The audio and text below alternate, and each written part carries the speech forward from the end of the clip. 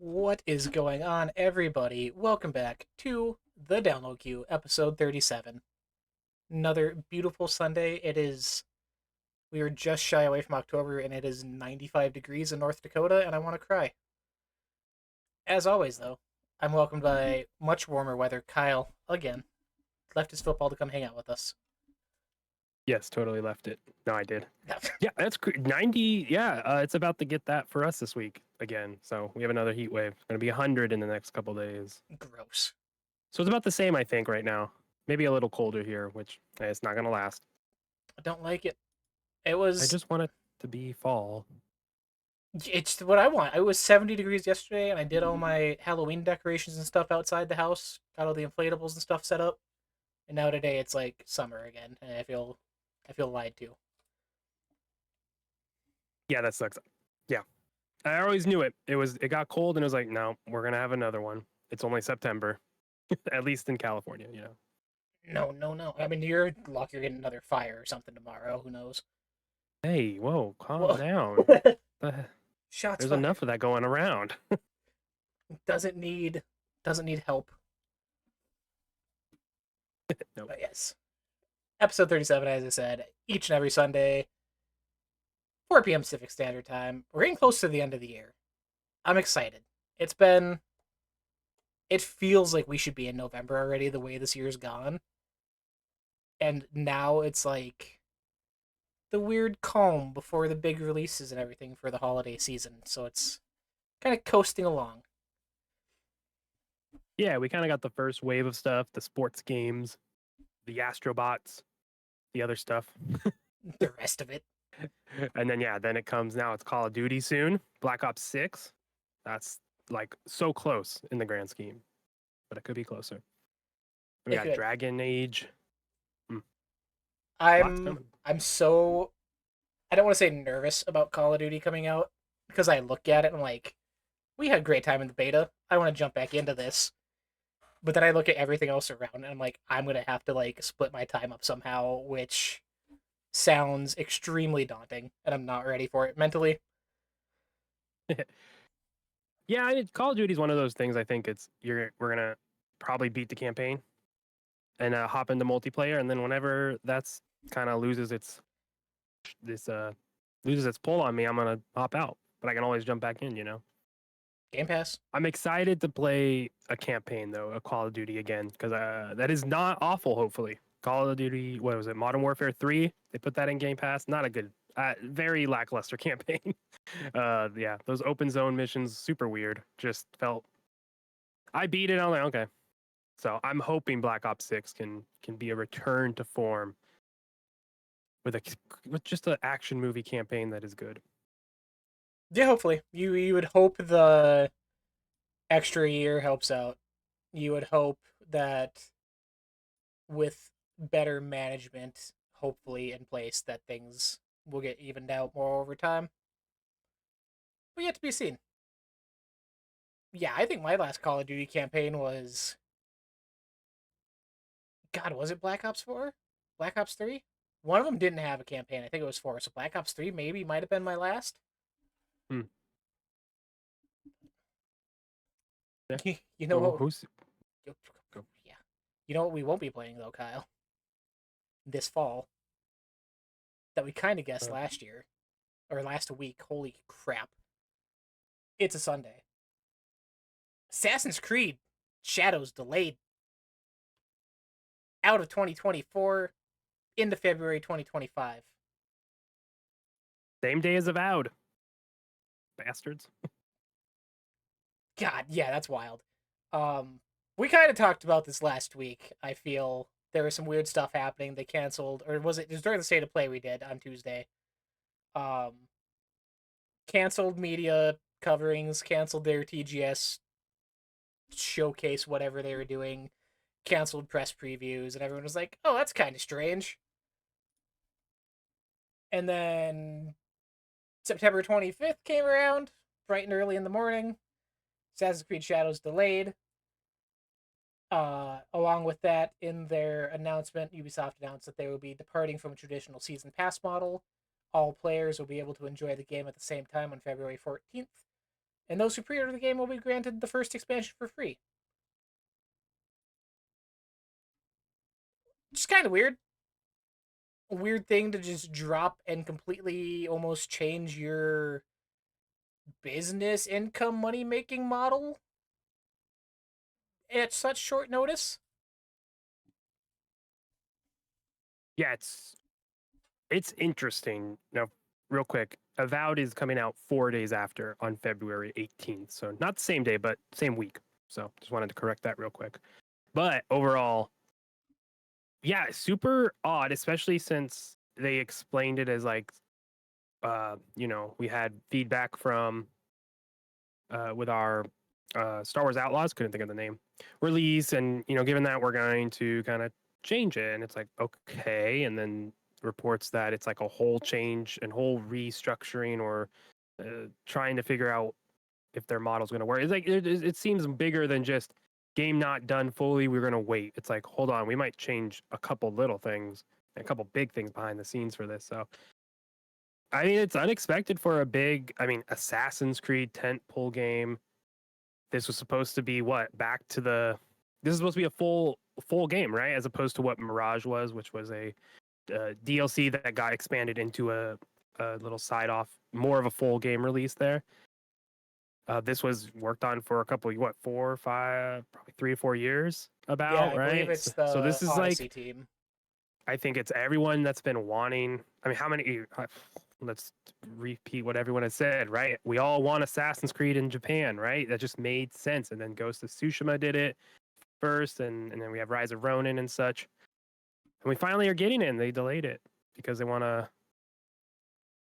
polish it and make it best, and then also change some things. It's very interesting to see if what the ramifications of this will be, not like for game success, not for how the game sells, but I think for Ubisoft as a whole, because I think this kind of tells us a little more of what's going on behind the scenes and maybe their financials and such. But that might be me reading into it as well. I'm disappointed. I was looking forward to Shadows. It was I'm now it changes, but I was between Dragon Age Veilguard and Assassin's Creed Shadows as my investment into a big game this year to kind of for the pod and but also just I'm interested in those games and such. But yeah, now that changes that. They made the decision for you.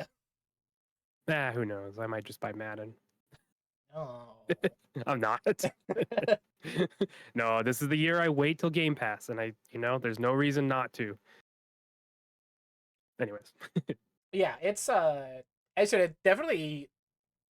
This is something I'm surprised took. I don't want to say so long to happen, but the past few years, like Ubisoft has just really been in a weird spot. Like they're releasing titles, they're selling okay slash well if enough, but I remember like the first one I really looked at and was like, this is kind of a weird launch and a lot of weird marketing around it in discourse was Watch Dogs Legion. Like that just kind of came and went. And then last year, throwing out the Avatar game in December to fight for its life, which we had a DLC thing I think once and haven't heard from since. X Defiant this year, which at this point is in my top games of the year. I'm still playing it, having a blast, but it didn't reach commercial success and has been rumored about being closed down, which they've kind of pushed to the side and done a whole content roadmap. And then, yeah, like you said, Star Wars Outlaws came out again. Like there was hype around it, but not like the level you would expect. And it came, and there was the launch issues, pre-launch issues, and people complaining about DEI stuff and the usual like trolley shit online. And then, yeah, your biggest title after that pushed out of the year entirely. Like, at what point? Where's like that coming from? There has been. I have pulled up too. At the same time, this was announced that their executive committee and board of directors are now also launching an investigation and a review of the company as a whole. Which like that doesn't happen just because a couple bad things launching. Like that's further issues and problems at the core of your business model and the people funneling you money aren't seeing what they want back or getting the type of results they want back. Which is interesting, like post Outlaws pre Shadows release, because I feel like that's just not what the issue is. You know, like we're gonna. It just doesn't. It sounds like, oh, there's more going on, not just what we are seeing, right? And I guess, yeah, maybe they're not selling enough and they're trying. It's like, wow, even Star Wars can't make back the money, and I mean, I'd imagine they lost money in the grand scheme of things, given what I'm assuming is a huge license fee based off of what we saw Marvel and Insomniac's fee was. You know, Mm-hmm. was it the league was like 300 million just for the licensing? Like, I mean, yeah, maybe it didn't even make that back, or not. Like, when you're already in the hole that much, and that's just a license, that's not even the cost of development, the cost of paying people, just all the cost of development, right? It's, yeah, I just wonder if these big AAA licensed games are gonna kind of go away or change what that what it looks like. I don't know. Yeah, I could see it being. You said it was weird between these two titles, but I could almost see it being the board if they are just cash cows for them. Essentially, they see the Star Wars IP and they're like, "Oh, okay, this is gonna get everything back and turn us around." It doesn't. Then they're like, "Okay, Star Wars failed. What's actually going on?" Type of thing. Um, Yeah, I feel like there's been stuff the past couple years too. Mostly, I don't know if it's memeing off Xbox, but I see quite often that either rumor mills or news or what have you that Ubisoft's either like up for sale or about to be taken over by a parent company or whatever that would turn into now. But if that's the issue, I almost wonder if it is a thing where Ubisoft's going to become a part of an EA, a part of, I don't want to say Xbox, but like if they end up getting absorbed because they can't keep their financial models rolling, which that in their announcement for the board of directors interview, it says launch a review aimed at further improving our execution, notably in this player centric approach and accelerating our strategic path towards a higher performing model to the benefit of our stakeholders and shareholders. Which you say that like you want more money coming in, but then you also cancel a season pass and just give out the stuff for free to pre orders? Like, that doesn't add up in my mind. Unless they're going to do super aggressive on cosmetic stuff or I don't even know if you're taking out season passes. Like the cosmetics make sense at that point. Even no, it doesn't, and I hope they don't put cosmetics in. you're gonna get a bunch of weird Call of Duty skins in your Assassin's Creeds now. Yeah, would it make sense? No, yeah, I don't know. Yeah, it's like I said, it sounds like there's more going on, and like the idea of them being sold, it's been multiple times we've heard that rumor, and it's always with Xbox. But I mean, start selling the IP off, right? Like, why not become also? Yeah, you just hold these IP, and hey, who wants to make a Splinter Cell game? They're not gonna do it. Like, Right? just like I could see PlayStation and Xbox doing those things where they get like, all right, Xbox is getting the license to do a Splinter Cell game, and that's that. PlayStation's doing whatever to get some IP from Ubisoft.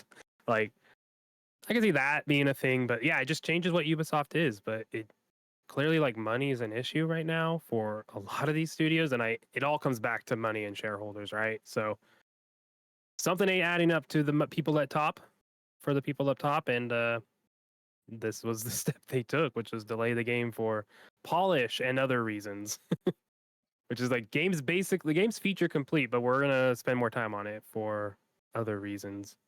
Yeah. I mean, it was under essentially 2 months supposed to be out. Now it's in an even more crowded month, which is About a wild to say. year. A year, yeah, but month especially. Like I've looked up Civ 7, Avowed, like you said, Monster Hunter Wilds is out that year. The next Yakuza's out that month, and Kingdom Come Deliverance 2 are all coming out in February. So if you don't get through the fall games this year, you're not getting a break next year. I'm sorry to tell you. Yeah, which really sucks for Avowed because especially with Assassin's Creed coming out 4 days before, if people have to decide between, hey, I want a RPG game, an open world, or Avowed not being fully open world, but open world style game, open zone RPG. Do I go with something I know or something brand new? A lot of people are going to go with what they know and what they've been waiting for with Assassin's Creed. So kind of a bummer for Avowed, but again, it's day one Game Pass, so it does have that for you. Like I don't have to drop $70 to pay Avowed because I'm already invested in it, right? Hmm. So that's interesting, but yeah, we'll see what it does for Assassin's Creed, because it is a packed month with a Monster Hunter Wilds as well.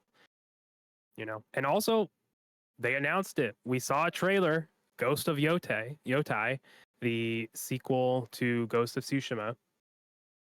Set, it's. I went back and we'll talk more in a bit, but Yeah. I went back and I've played Ghost of Tsushima now. I'm back in it, and like looking at it through the lens of like Assassin's Creed, it's like holy, like it is very much similar to Assassin's Creed. I forget how much it is similar to an Assassin's Creed game, just a sucker punch, made version of it, and it's really cool and kind of better in a lot of ways, in my opinion. So we'll see. I mean, do people wait? It's like, well, I'm just gonna wait for Ghost of Yotai, even though it only got a 2025 date.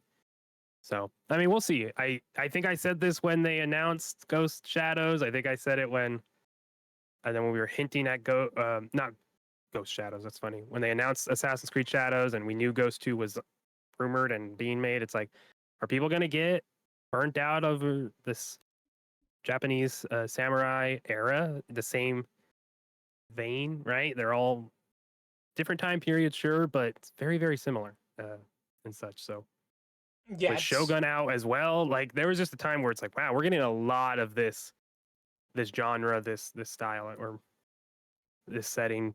So I don't think that actually will affect people, but publicly, yeah, you it know, definitely became anecdotally. like this generation's zombie thing almost. Like I remember 360, every game and its mother was a zombie survival whatever, and now yeah, like you said, this Rise of the Ronin this year, early this year. Yeah, I Like think early this year. there's so many of them now that yeah, it's like, do you want it in flavor A, B, or C? Have fun, but we will see. Yeah, we'll see. Couple months to wait, couple months to see. Yeah, on Valentine's Day. Ooh. Yeah. Yeah, so Uh, as mentioned earlier, we did state of play reaction. Ghost Yotai announced Yotai. A couple more announcements I wanted to bring up just to kind of shout out for the Xbox side of things. They had their press conference or event showing, I think 2 days after the fact. Very okay. I don't know if you had time to actually watch it. I know you said you'd check it out, but the TGS showcases for them are always very much obviously centered on the Japanese market and getting those players in. And this year especially, there was the highlight of the entire thing seemed to be online was that we're finally years after the fact getting Final Fantasy Pixel remasters on Xbox. We're getting uh, Trials of Mana on Xbox, and just a bunch of old titles that we're now passing off as celebrations for the fan base, player base over on the other side. They're just really off putting to me. Like I was watching this, like, okay, this is cool, I guess. Like this has been available for well over a year, 2 years elsewhere, but now it's like, hey, thanks for waiting extra. Still gonna pay full price on some of this. Play it on Xbox now. yeah, but what was the reason they weren't on Xbox? Who paid them not to be on Xbox potentially? I don't know how true that is for everything, but Yeah, I know there's some Final Fantasy remake that isn't allowed to be on Xbox yet, and Final Fantasy 16, which I know they just it's a year thing. There's like a 2 to 3 year what would it be? Not delay. exclusivity deal. Yeah, that's a thank you. That's just my opinion, and I don't think there's any even inkling of that being fully true. I don't know, but it's just I'm excited. It sucks that sure these are here late, so to say, but games should be everywhere, especially if a studio wants them to be. And I don't like the practice of paying studios to keep things off, especially right. Overall, I mean, I thought, at the end of the day, it's cool. It's cool to see like, oh shoot, there's like Final Fantasy 1 through what 12 or something, or 6, 7, not 7. 7's on there in the Pixel one, but not the remake. It's like The all of original. them are on there except remake and 16 and such or something. It's cool in the grand scheme of things. But yeah, it doesn't really do anything if I don't think anyone's like, oh, I can finally play Final Fantasy 1, right? Pixel remaster. It's more of a thing like I think it's a sign of things to come. I mean, Square Enix said a couple months ago, like, hey, we expect to put things other places. It's like, all right, Final Fantasy 16's on PC. It's only a matter of time. Square Enix, we know they are they didn't make as much as they wanted after putting so much money into remake and rebirth and 16. It's like, 16. oh, we didn't actually sell as much as we want. It's like, yeah, that's what happens when it's only on one platform, especially not PC. So at the very least, it's all 16's already on PC. We'll see everything else go in time. It's just, in my opinion, there's some deal keeping it off because that's just how it was made back then. You know? Yeah, it was a weird showcase. Yeah, I didn't watch it, but I like went through all the info and such. And overall, like I think it read is solid for what it was. I feel like Xbox isn't trying to go to TGS Tokyo Game Show and say we're gonna plant our flag and we're here and everyone eyes on us. They're just going to kind of fill out the space to be a presence. And I think overall, like there's stuff, if you're into it, that's awesome. And if you're not, that's okay. But I mean, I think it was a solid showing with some interesting things, right? Nothing crazy, but I didn't expect anything crazy. No, it's just like I said, it's a stark contrast between what we've gotten the past couple years to even I went back and checked out some of last year's showcase even for TGS, and even that it was just something off. I don't know, but it's interesting. Like you said, they're not trying to come in and take over Japan. They're trying to just expand their presence what they can. But they even said there during the showcase, Phil and Sarah both iterated that they have some of the highest player base numbers on Xbox brand in Japan currently, which is a surprise considering that number is been super low, and some of the highest monthly active users and sales in general. Like it's so different than what we hear online from insiders, people, from reports of, oh, it's dire situation type thing. That's why they're doing multi-platform. But then on the other hand, they're like, hey, we're doing really well. Actually, it's not as bad as you think. Yeah, it's like if the brand is accessible, it's gonna help, and that's all it is about being everywhere. They're gonna be accessible to everyone, and that means playing anywhere, which works. Yeah, it's cool that they're growing, right? They're seeing growth and they're seeing investment, and I think shows like this do help. Just being a presence, and I mean, they still need something to be a hit, right? A studio Xbox Game Studios games that can pierce every market and just be a 9 out of 10, 10 out of 10 game. We're still waiting on that, but I think that they're primed if they can get something like there's a lot of eyes and a lot of people playing Xbox that haven't before, it sounds like, or at least are in the ecosystem in some degree. So a lot of good stuff. There, I really liked one of the announcements with StarCraft and StarCraft 2 coming to Game Pass. I thought that's interesting. I played them years ago in our computer lab. Someone down, man, I think we were at that time period where computers were like, awesome, we're going to use them in school. We're going to teach kids how to use them. But most people teaching you how to use them don't actually know how computers fully work. So no, it was like a bare lot of minimum. people in my class were able to like download. We had Warcraft, we had StarCraft, we had games that we were doing LAN or not. We were all playing each other in the computer lab and just tab over and hide the screen when the teacher comes over. It was great time. We just hid them in the system files. No one knew where to find it. There you go. Wild time. Wild time. Imagine that now. Like, anyways. I was gonna.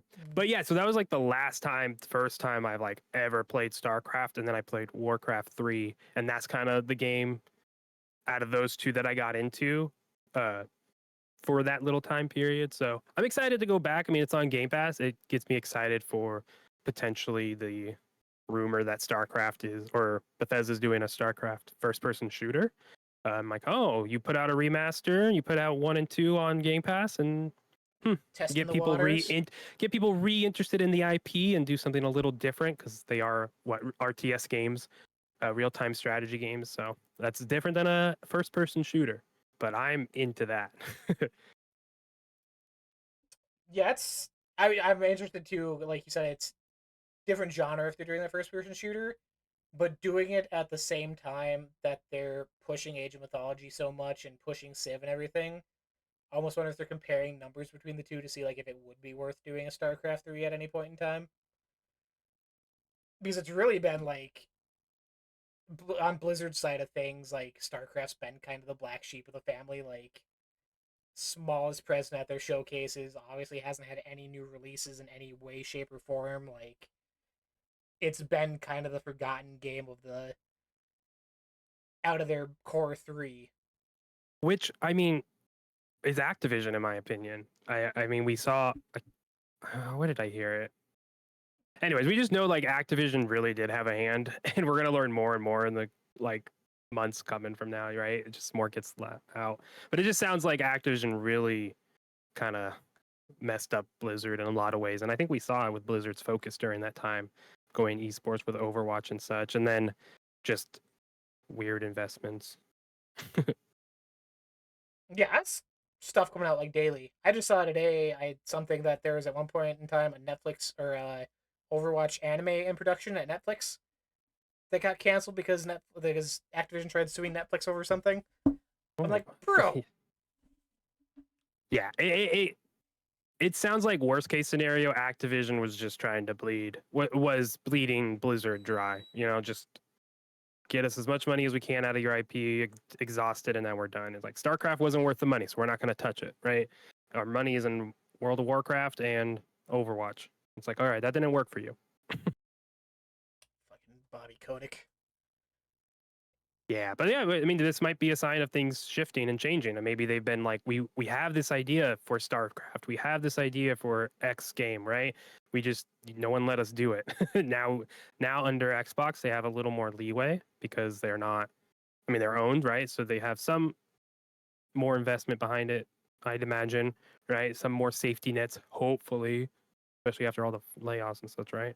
But yeah, hopefully they can do different stuff with their IP that they are passionate about it into. Because, like, I mean, yeah, that's how you get awesome, exciting games, when the people behind it are making something they are passionate about and want to, and not just here's another skin. Forcing the same thing out yearly, yeah. Even though, like, I mean, what was it, Diablo 4, like a horse? Some of their horse skins I saw like make over $100 million. Like, someone put like, I'm gonna find this quote for sure. But Do like, it. yeah, it's just they make a ton of money off of these horse skins in Diablo 4. So it's like I get why they do it as well. People buy it. It's the stuff people complain about. It's like us complaining about the PS5 prices. It's like we complain, but people are still buying it somewhere else. They wouldn't be doing it. Like, Oh yeah, I mean all those 30th anniversary, which was like over $1,000, right? They're sold out instantly. Think you bots, but people buy them though. yeah, there's some out there. I did get in line for that just to see if I could. I had one. I had one available.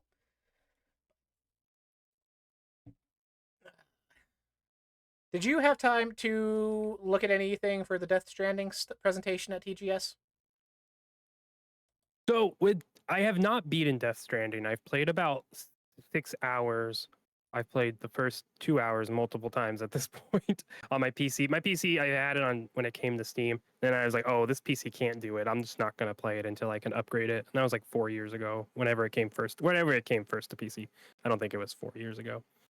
And then I started again on PS5 when I added it to thing, and I stopped. But now I got my wife in on it. She watched the opening Ew. because I wanted to show her just how like the fidelity and like the photo mode and such, because I'm just in love with photo modes, and she was just had no idea what the hell was going on. That like, I love games that just drop you in and the world building is just there, right? You're just being told stuff and you're like, you're not going to understand this, but this is what it is, right? You'll get it eventually.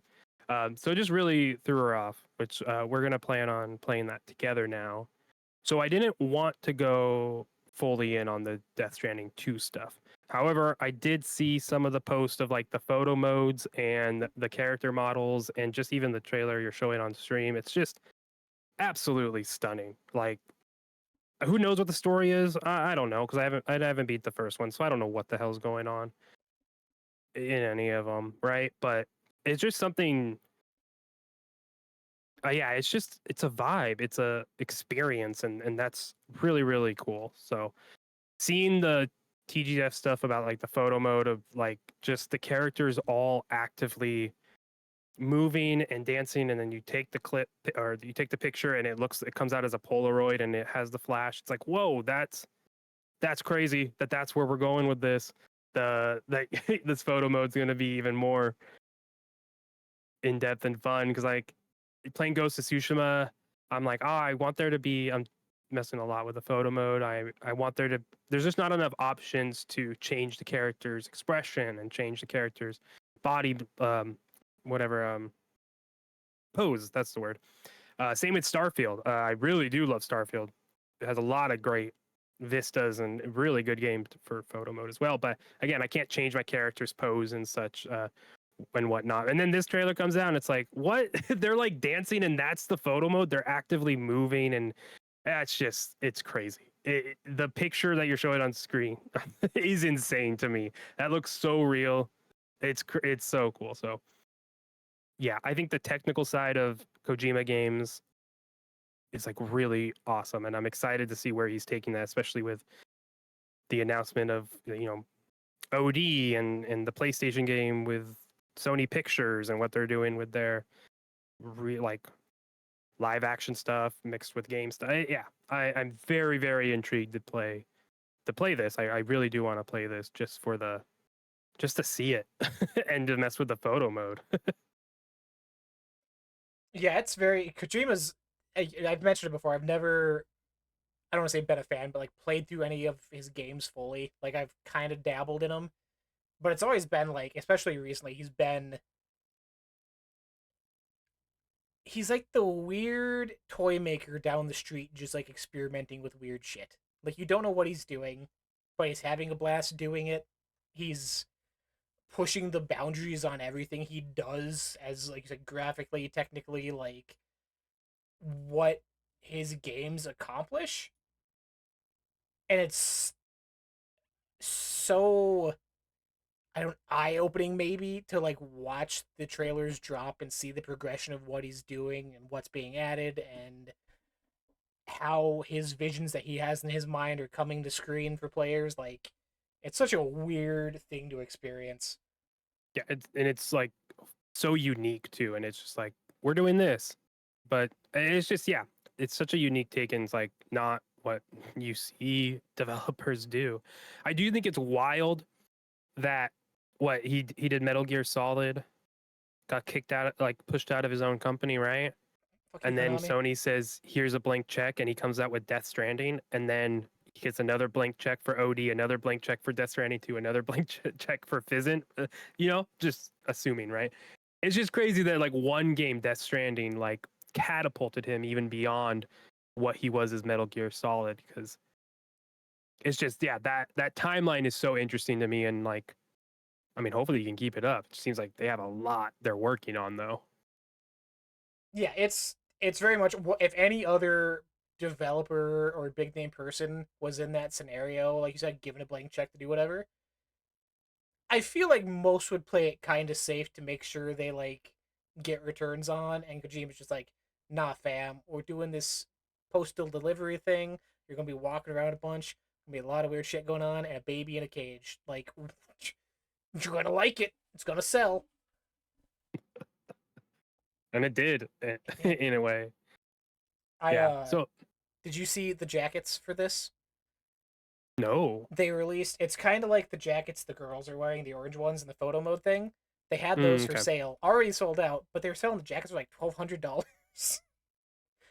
What? I was like, bro, That's wow. it's got that following though. Yeah, Kojima stands are another breed. Put them up there with the Swifties. Oh God, Kojimis. Kojimi's The Kojimis versus the Swifties is a fight I would watch. Super Bowl halftime this year. Have them duke it out, A Kojima produced Super Bowl show? bro. Never would happen, but that's a great idea. Yeah. That'd be sick. Yeah. So we'll see. That's like kind of all I saw. Again, it's just the fidelity on this stuff, the scanning they do to get their character models is next level. I'm excited to see the vis. I remember the first trailer for it, like some of the landscaping shots of in the game were like, whoa, that's really cool. And I know that's not just CGI, that's like in game because it looks like it, right? So it'll be fun to go through this and just be utterly confused. But first, I got to get through Death Stranding. On top of all the other games I'm trying to get through. Constantly working on the backlog, Always. which we're going to transition into now. Before the last topic, jump into what we've been playing. Because I need to just say one simple phrase here, Kyle. Starfield's such a fucking cool game. Oh my god, you scared me when you said fucking. I was like, oh god, he's gonna. So cool. No, I tweeted about it. I jumped back in earlier this week. Like I said, I re-downloaded it to get ready for Shattered Space tomorrow. And I just wanted to play a bit, get reacclimated with the controls, which thank God I did because I've accidentally shot, stabbed, and jumped over too many people. Um, it's just so cool. Everything that game is so neat to see and explore, and the littlest task you're given feels like it could be done such cool ways. And I thankfully in my first playthrough last year I completely skipped over the Crimson Fleet storyline.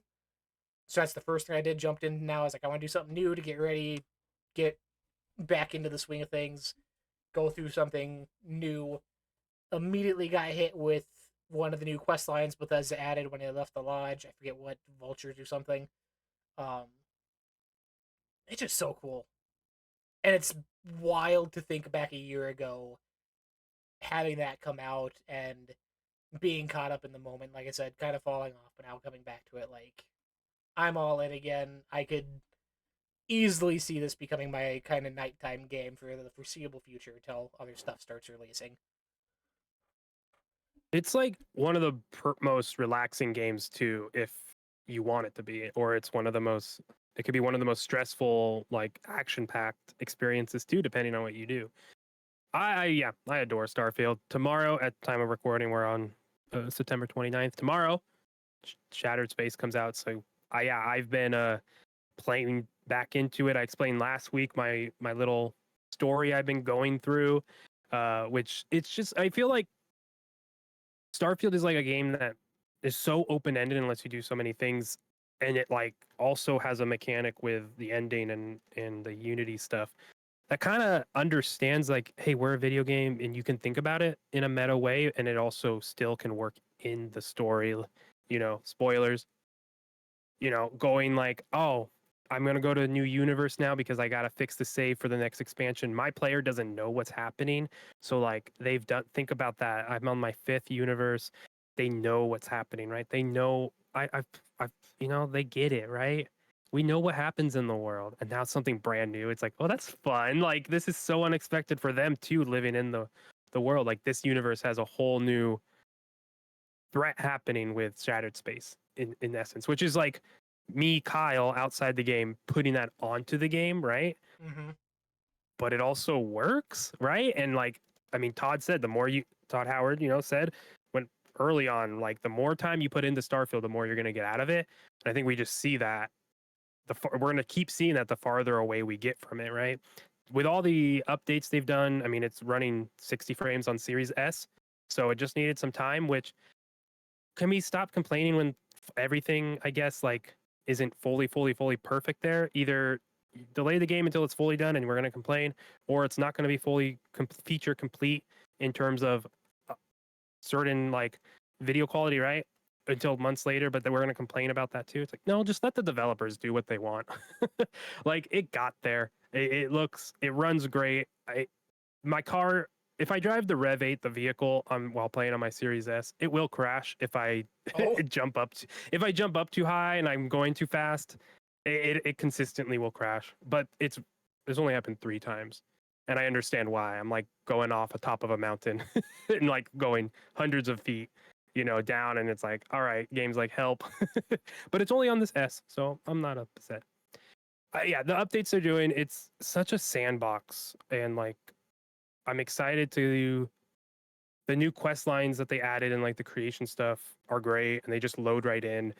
Start like Shattered Space comes up under the creations tab where all the mods are, and I think that is very interesting in what they're going to be doing with the game, right? Like I think they see their and even when you go under the tab and look at all the mods and such, there's like a section for official like Bethesda Game Studio stuff, and then there's verified creators, and then there's everything else. And it just feels like Starfield was built with that 100% in mind. Like from the ground up, they knew we're gonna have mods, we're gonna put them in, they're gonna be a part of it, and it's not just here's the mods that people make, but it's like here's how we're also delivering some of our own content. Just you want some blackout weapon skins, they're here. You can have your weapons be all black. Cool. You want some okay spacesuit designs from Bethesda, that they're here and they're from Bethesda proper. And then there's just the whole suite of stuff that's out there from creators and random people. It's just, yeah, it's a technically amazing game. Like what it lets you do and the breadth of go, like just the ship creation. Yeah, I could keep talking about how cool Starfield is, and like and we haven't even got a proper story in my like expansion. Like I feel like the base game story campaign is really up to what you make it and how much time and effort you put into it, and a lot of head canon I think needs to be developed by yourself. I'm excited to see, and I hope they heard a lot of the feedback with people's what they wanted out of the story, right? I hope Starfield or Shattered Space being the planet being handcrafted, you're right, like this is all hand designed as opposed to procedurally generated like almost every other planet is. The story having being a year post launch and hearing a lot of the feedback, like I just want to be able to get lost in the story and the narrative and have to make choices that are difficult, right? I felt like Starfield, there was only one moment, one choice where in hindsight it would have been difficult if I realized that my choice was going to kill Sarah Morgan, who I was waiting to flirt with until we got through finding these random artifacts. And then she died before I even could make a move, right? Even though she tried to flirt with me, I said, no, we're working later. And then she's dead, right? That was the only hard choice, like in Starfield, in my opinion, to me, like narratively. So I want more of like just, oh, this is not a good decision, but it's not a bad one. But the other one's not good, but it's not bad either. Like, I want to be like, I want to struggle over my choices and feel the ramifications of that.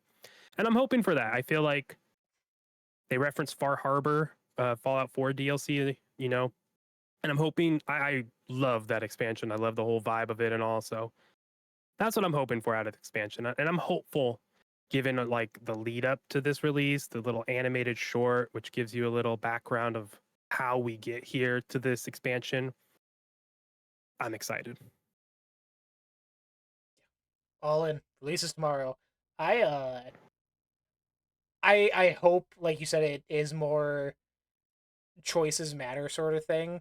Because yeah, even returning now, like going through the Crimson Fleet stuff, like this is all kind of like doesn't really matter, like you said. And I feel like that really came about because of where they decided to put their time and resources in. Because it was always pushing so much about the Thousand Planets and how much exploration there is, and how much space and stuff you can explore, and how much there is to do, that I feel like the story side of things is the section that kind of took a hit.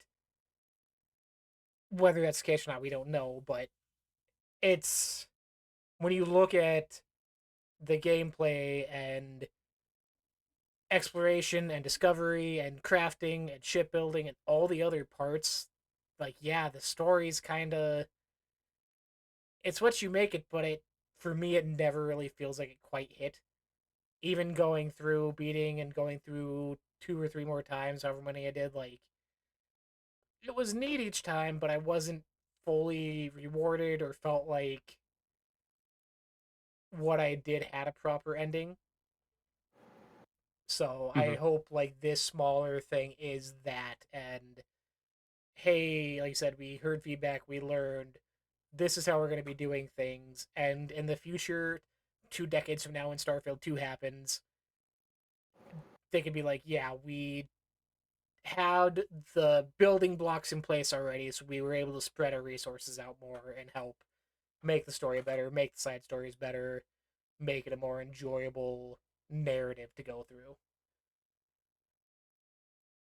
Yeah, for sure. Yeah, because like right now, it's like I am as Kyle. I'm like, all right, I'm gonna take my Starborn suit off. I'm gonna get a different ship other than the Starborn, and then I'm gonna go to the Starborn ship you get after you go post Unity. It's like I'm gonna go now. I'm gonna go to the lodge as a normal person, right? That's me choosing that, which Mm-hmm. is and then making the story up in my head and remember like, oh yeah, like no, I know that this is fake and I can just go to another universe and it doesn't matter. I could kill you all, which is also like it's a game. I can kill you all. It's very meta. I really love it. They nailed that in that regard.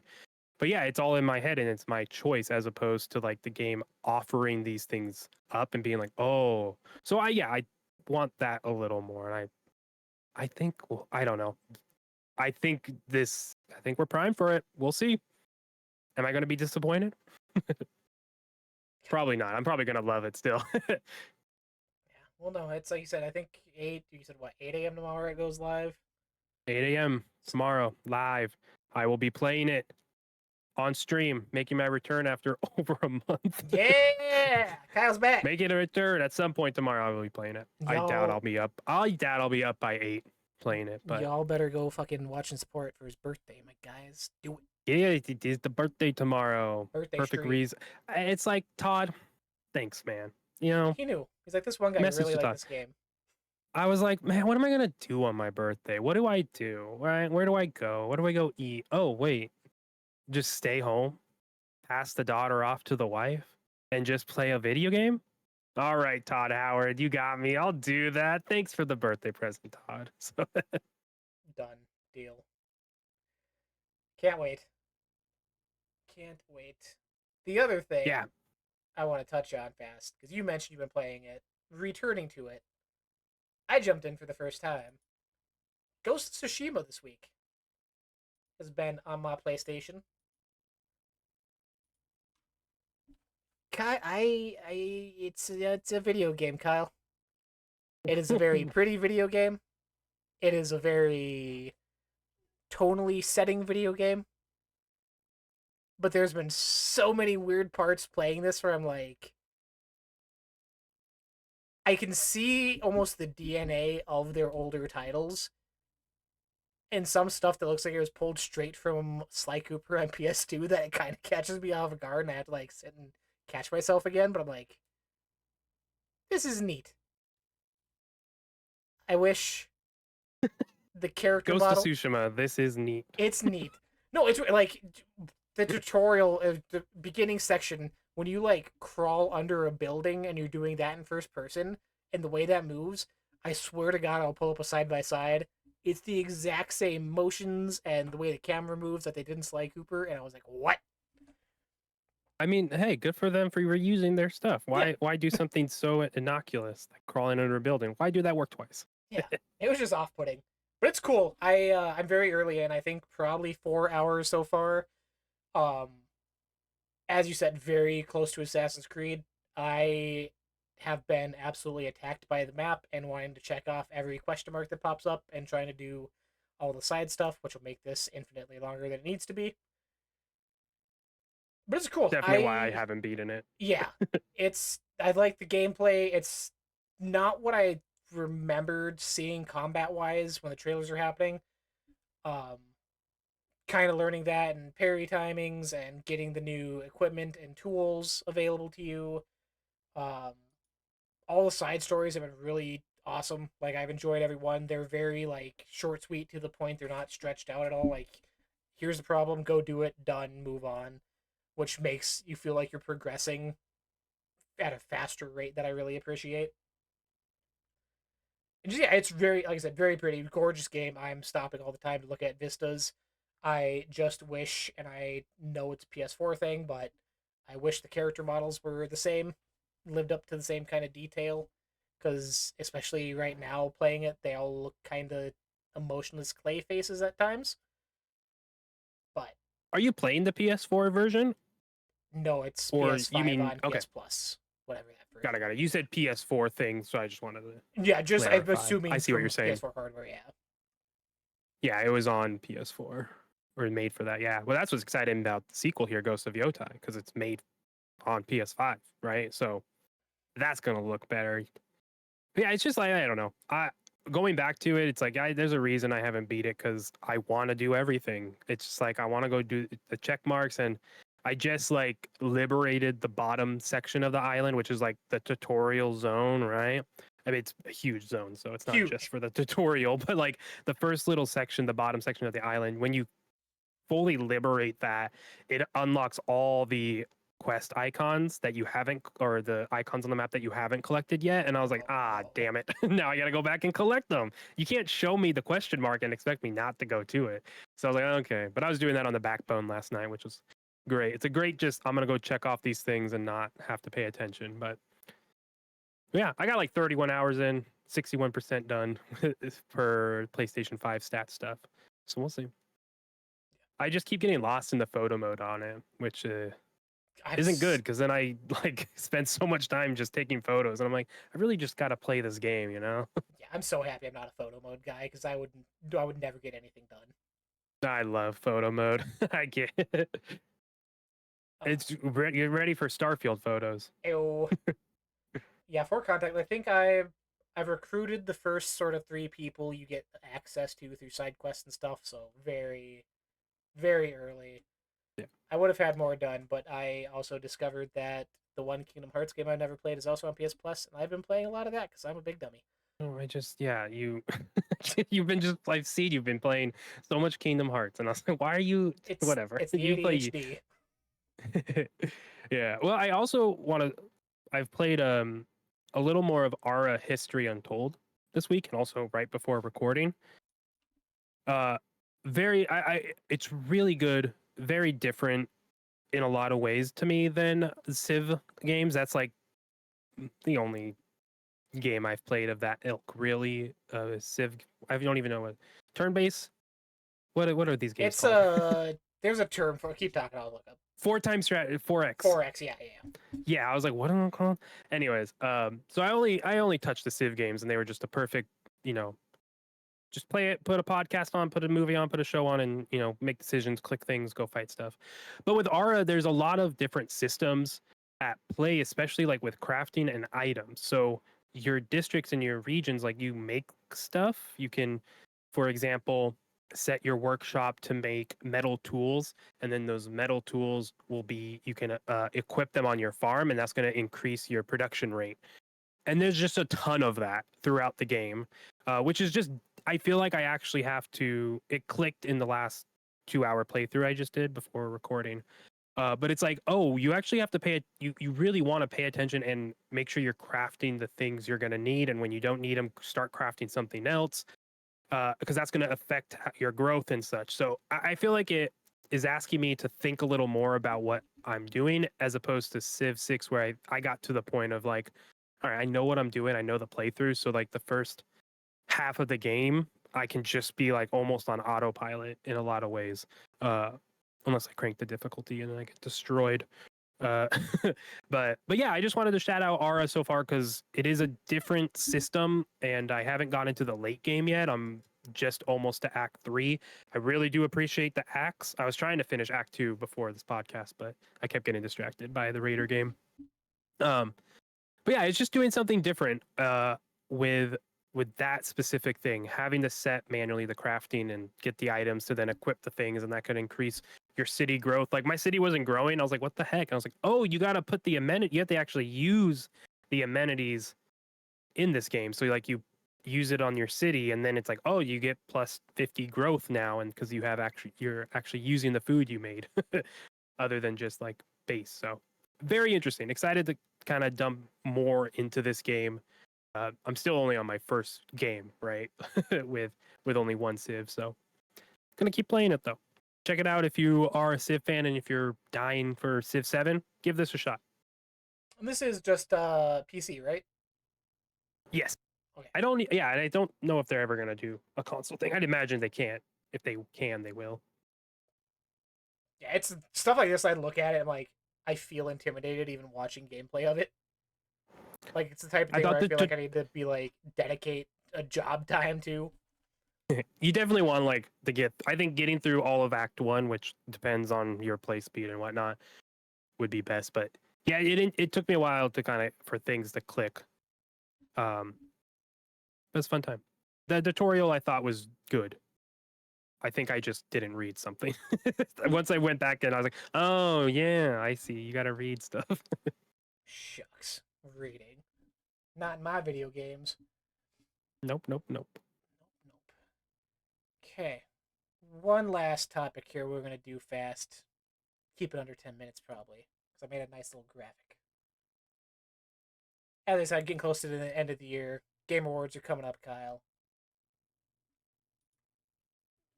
As we know, usually 6 titles are nominated. I want to go through. Each of us pick kind of 3, get some guesses in of what we think will be nominated this year. To come back and look at later on once everything's said and done. Because it always seems to be a weird mix of usually have one big indie thing in there that kind of hit and came out as a surprise. And then the rest of them are all sort of obvious choices in a way. But I feel this year, more than any, there's a bunch of quote unquote obvious choices that could either be overlooked or will actually make it in. It's just doing some guesstimations, knowledgeable guesses about what we think will be played at that Game Awards Orchestra this December.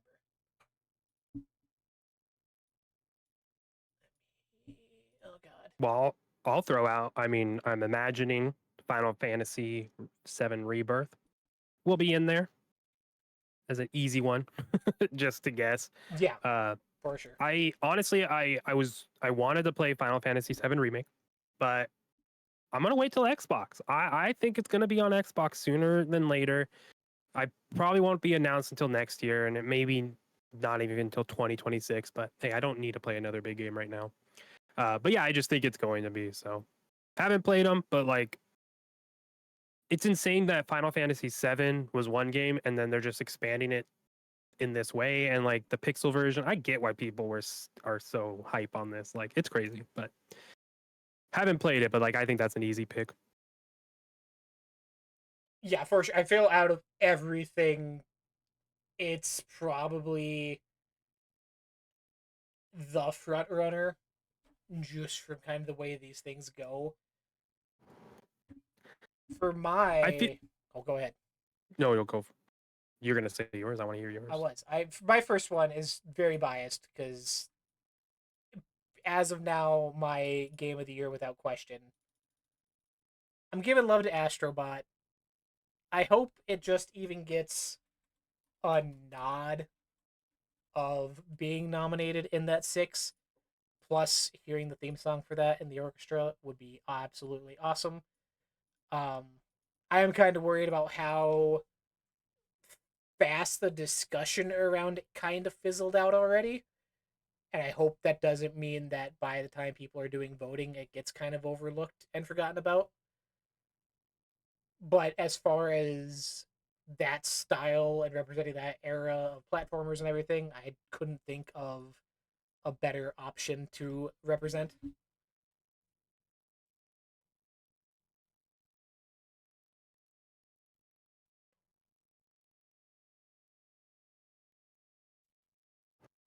Yeah, I imagine it makes it, but I don't think it has any shot of winning.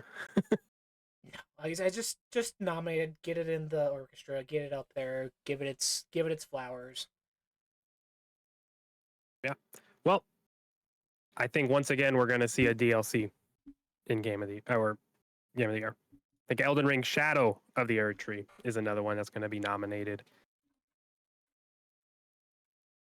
Have It you could slip, gotten but to it? I dipped my toes. Okay, okay. I gotta go back, and then I realized I gotta actually do a lot more work, and yeah, then I got in my head about shit. So fell off pretty hard of that game. But it's one of those. It's always there. But yeah, I mean, they did it again, right?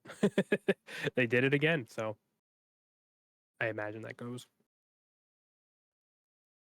My next is another one I feel could go either way. Something that much earlier in the year released,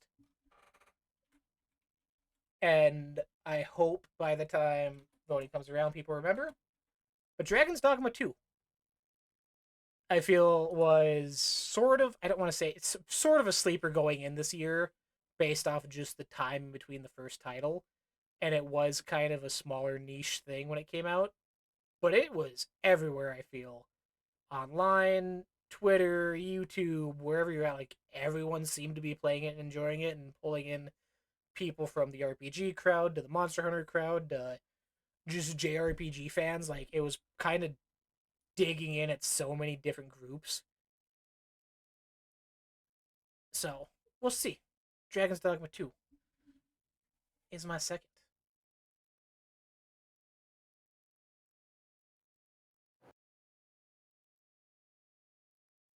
I'm between two now. Can't decide. And there could be two. Like,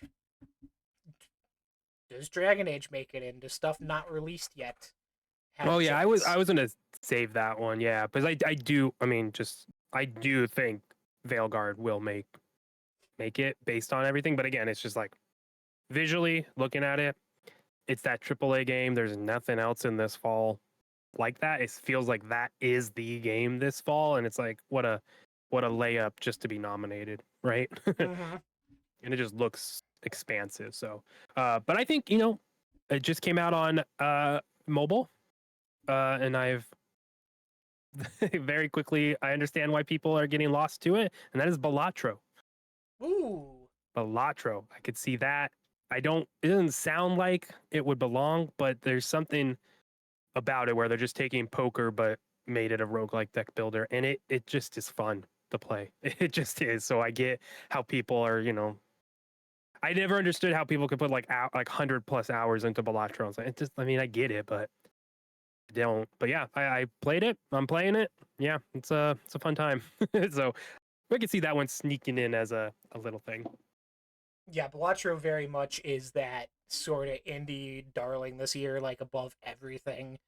It's between its release, like I said, it's coming to mobile. It's cross promotion with other games. It's getting themed sets. Like it's becoming kind of this year's Vampire Survivors, I would say. That very minimalistic what it is, but it's growing rapidly beyond its idea and premise. That yeah, Balatros I would say is almost a sure, and if not like winning indie game, no matter what. Oh, for sure. And for my last, at an impasse as well. As I mentioned, Dragon Age. But there's one other part in here that we haven't looked at yet, and that's called the Nintendo effect. And I almost wonder if there's any chance that we don't get a Nintendo first party nominated, or if Right. it's gonna be we just had Legend of Zelda come out, and we still have Mario and Luigi Brothership coming out, which I'm like they're not obviously their main entries in the series. They're both kind of spin-offs and weird, but in my head I'm like I don't know if we see a world where Nintendo's not there. I mean, they'll be nominated for other stuff. I don't think they'll. I mean, it seems like Zelda Echoes of Wisdom is good, right? It seems like people are really liking it, but it just doesn't seem like it's that thing. Um, it doesn't do enough. So, yeah, I'd imagine. I don't know. I don't think we see a Nintendo. which is wild. Like they're always. It's been Breath of the Wild. It's been Tears of the Kingdom. It's been Odyssey. Like they're always there. But I will be giving my last one to Veilguard just because I have such extremely high hopes for it. And as you said, very much sort of a layup. Easy thing. And if you take out Astrobot, I thought you were gonna do like a dragon, and you would have all dragon stuff. I could. Uh, I thought about like a Dragon 2, honestly, but it just personally for me, and I don't hope, but I feel more a lot of people felt how I did, where it didn't live up to the expectations set by Yakuza Like a Dragon, with the story not hitting as hard. Just overall, it kind of felt rushed, which I'm definitely seeing now, especially because we got a spin-off game right before it came out, and we're getting another one already in February next year. Like the rate they're pushing these games out, I feel like it's kind of doing a little bit of damage to them over time, not giving them proper time to flesh out everything and make it as solid as it should. So there is other stuff though. I know I've seen Black Myth Wukong thrown around a lot. I don't think so. I mean, it did sell a ton of copies, and that's fair. But I feel like it's already went and passed. People like their Souls likes. True. What else do we have? Animal Well, the other indie hit that sort of came out. But I do feel I agree with you between that and Balatro, probably Balatro. Uh, Tekken 8 was also this year. Fighting games aren't really given that nod at all the times, and Tekken for sure, especially, is kind of not looked at as the same light as a Street Fighter would be. Mm. What was the other one I was thinking of? Thank goodness you're here for Game of the Year. Uh, Yeah, like there's like on the indie side, I think that's like really gonna be a lot. Like I think thank goodness you're here. I don't think it would. It's gonna. I think some type of nomination, just because it's so specifically something, right? something. Like it is what it is, and it just invokes so much out of it. Same with like Arco, which more and more people are kind of discovering and like falling in love with. It's a fantastic game with some really good combat. I can't beat the final sec. I can't. I'm stuck in the game, and I'm really sad about it. And I think I have to like restart. No. I'm like stuck on a fight, and I think I can reload a save, but I think I also bonked my saves by saving multiple save slots the same save because they only give you 3. So, anyways, that's something else. But yeah, that one as well. I think could be in like indie game stuff, but I just don't know what smaller game would like break into the game of the year outside of like Balatro and even Astrobot being considered in that. Not that it's an indie, but I would say it's a smaller game For sure. given what it's doing, right? And what it is. So The other one I was thinking of was Prince of Persia, The Last Crown. mm, Also extremely early in the year, which I feel kind of hinders some things, but that was 2D Metroidvania fans. Like everyone was in love. It's gotten DLC since then, free updates, keep it alive. Like it has a fan base. I just don't know again if it's that lively or large of a fan base to push it up there in the final yeah. six. Yeah.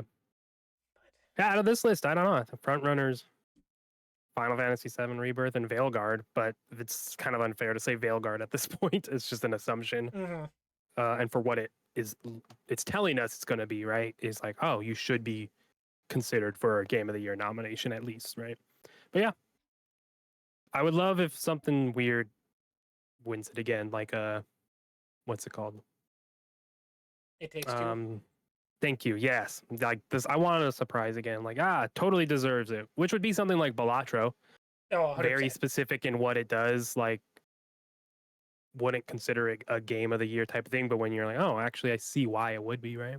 Anyway, Yeah, no, that's It Takes Two very much was that this year. Like I said, you look at it against everything else, like, oh, it's kind of a children's weird little side thing, but what it did again in its story and gameplay and everything, like it was solid all the way around. So we'll see. Well, again, we're a couple months out from the Game Awards in December. I think December 12th. Yes, on screen. So we'll return to this and see. We'll I know. see. Yeah, I honestly, this list pretty solid. It looks like a game of the year list outside of the one we don't know with Veilguard. We just don't know. It's not fair yet. They might delay it. Don't say that. No, that thing is locked in. God. There's been enough weird shit happening this year. Have we talked? Are you doing Game Awards this year? What do you mean? Like going? Yeah. Oh, I know. They haven't sold tickets yet. Are you planning on going? So I haven't bought them. I don't know. That's a conversation. You know, I have a baby now. So that means getting someone to watch the baby. I can't just take a baby there. I would.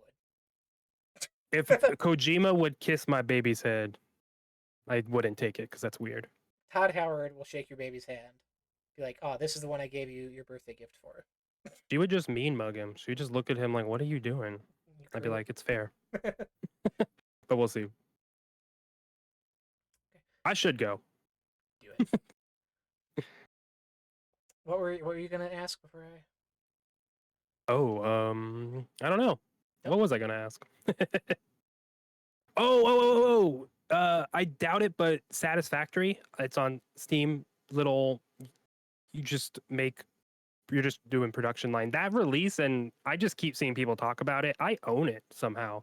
So I don't think that's a game of the year thing, but who knows? It's very niche. If you look Very, at our very Discord niche. right now, the 4 people underneath us are all playing Satisfactory, and that's all they've done for weeks. And I sit That's there what I and I thought they were listen doing. to them play, and I'm like, I don't know what's going on. And I've been getting TikTok clips. Someone like recreated the shop map from Tony Hawk Pro Skater, and like made a That's little amazing. car and was doing tricks and shit in Satisfactory. I was like, this game was wild. Oh shoot, I gotta play that. Yeah, I haven't updated because since they released the 1.0 now, so that could be some type of nomination. It's somewhere, yeah. Takes it home, baby. You know, it won't be nominated. Indiana Jones, because we released that super late in the year. Bethesda. That's okay. No one's gonna nominate a Indiana Jones movie. Come on. No, but for something. That's true. Yeah, it's interesting. That's a conversation point for sure. But with that, thank you for joining us, Kyle. Day before your birthday. Everyone go celebrate him tomorrow. On stream, apparently, playing Starfield. Woo! That's the goal. Excited. I will hang out at work somewhere and tune in. Work, don't hear this. But till next week, next Sunday, which I'm assuming next week will be a whole lot of Starfield some more, because DLC tomorrow. Still waiting on the Nintendo Switch rumors to happen. Could be this week, who knows? At this point, I don't know what to think anymore. But we'll be back. Kyle will be back to streaming. I'll be back this week. Hopefully finishing Alan Wake on stream. Still working through that. I think we're just over the halfway point right now. Thanks for tuning in. Stop by our Twitter. Stop by Twitches. Give us some love. Still waiting on someone to send us a portal. Yeah. Do it, cowards. We'll catch you next Sunday. Till then, happy gaming.